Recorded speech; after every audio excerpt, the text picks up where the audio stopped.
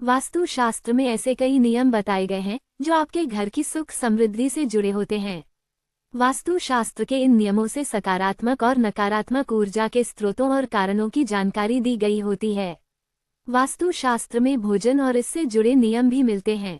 वास्तु शास्त्र के नियमों के अनुसार पितृपक्ष में कुछ ऐसे नियम बताए गए हैं जिनका पालन जरूर करना चाहिए। जैसे दिशाओं से भी भोजन के नियम जुड़े हुए हैं। इस नियम को भी पितृपक्ष ही नहीं बल्कि आम दिनों में भी इसका पालन किया जाना चाहिए। दक्षिण दिशा यमलोक की दिशा होती है। पितृपक्ष में पितरों का श्राद्ध, पूजा और शाम के समय दिया भी दक्षिण दिशा में ही जलाया जाता है, इसलिए दक्षिण दिशा में बैठकर कभी भी खाना नहीं खाना चाहिए। दक्षिण दिशा यमराज की मानी जाती है, इसलिए अगर आप दक्षिण दिशा में खड़े होकर रोटी बनाते हैं तो इससे आपके घर में नकारात्मक ऊर्जा आ सकती है। विशेषकर पितृपक्ष में दक्षिण दिशा के दरवाजे हमेशा खुले रहते हैं और यहाँ से आपके पितरों का आना जाना होता है। ऐसे में माना जाता है कि आप उनके मार्ग में खड़े होकर बाधा डालते हैं, इसलिए दक्षिण दिशा में खड़े होकर रोटी कभी न बनाएं। पितृपक्ष में इस नियम का पालन जरूर करना चाहिए। आपको चाहे कितनी भी भूख लगी हो, लेकिन दक्षिण दिशा की तरफ चेहरा करके आपको खाना नहीं परोसना चाहिए। पितृपक्ष में दक्षिण दिशा में खड़े होकर केवल पितरों को ही खाना परोसा जाता है और पितरों के नाम की थाली भी दक्षिण दिशा में ही लगाई जाती है।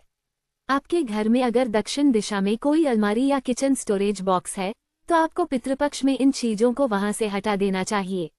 इसका कारण यह है कि आपको दक्षिण दिशा में आटा या फिर अनाज नहीं रखना चाहिए।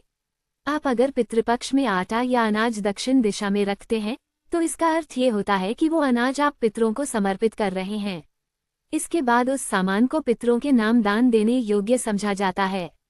हर व्यक्ति की भूख अलग होती है। कुछ लोग एक रोटी खाते हैं तो कुछ लोगों का पेट 2 या 3 रोटियां खाने से भरता है, लेकिन अगर किसी की भूख 3 रोटियों की है तो आपको थाली में एक साथ 3 रोटियां नहीं परोसनी चाहिए। भोजन का ये नियम केवल पितृपक्ष में ही नहीं बल्कि आम दिनों में भी माना जाना चाहिए।